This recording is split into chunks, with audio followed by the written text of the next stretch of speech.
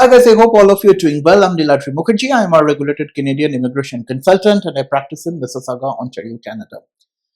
Did you ever receive a procedural fairness letter for your Canadian visitor visa application where the officer is saying that the invitation letter that you might have used to support your visitor visa application is confirmed to be a fraudulent one? If you did, this video is probably for you. Okay, so first and foremost, one is to understand that in order for you to apply for a Canadian visitor visa, you do not need a letter of invitation.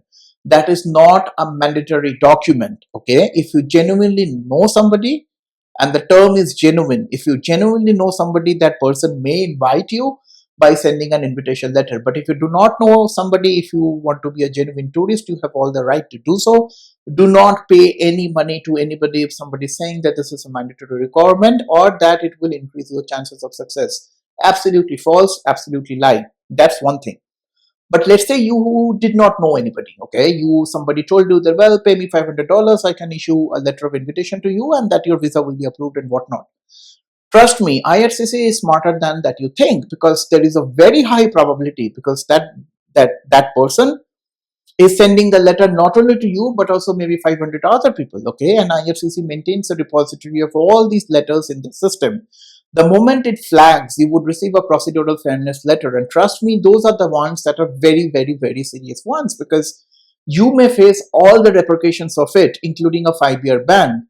And if a person who is your sponsor, so to say, is found out to be issuing fraudulent letter a number of times, and if that sponsor is not a Canadian citizen, let's say if he's a Canadian permanent resident, there will be a serious question mark on his integrity, and therefore an investigation will be lodged against him. I have seen these numerous times. So if you are sending something, if you're issuing a fraudulent invitation letter like this in lieu of money, do not do so, number one. And number two, if you are accepting those kind of invitation letters by paying somebody money, do not do so, because your life will be ruined, if you have done so.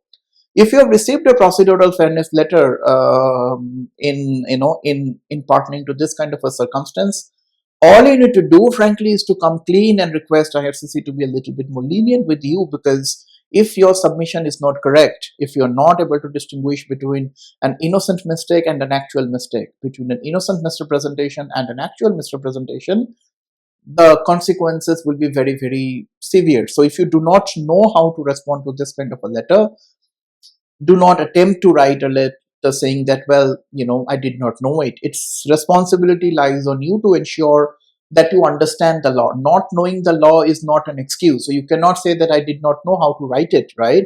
So if you do not know how to respond to this kind of a procedural fairness letter, make sure to take a professional consultation. It could be with me or anybody that you can trust, who can genuinely guide you in the right direction. Because again, if this letter is not being responded correctly, the repercussions will be serious. Other thing in relation to this very similar situation is the time. Usually you get about 7 days of time. Sometimes the officers are kind enough to give you 10 days of time. Okay, so 10 days is like literally a good enough time, or even 7 days for that matter, is a very good enough time for you to come up with a response. Please do not ask for an extension when it comes to issues like this. Most likely the responses will not be, those extension requests will not be granted. And if you just keep on waiting for ISS to respond, it may cause negative situations to you. So we as an organization, we deal with these kind of cases literally day in, day out, every single day. If you're facing this kind of a potential inadmissibility situation, you are more than welcome to hop into our website, nuvonation.ca, book a relevant professional consultation. I'll be more than happy to have a case-specific discussion with you to guide you in the right direction. Hope this helps. See you guys next time. Bye now.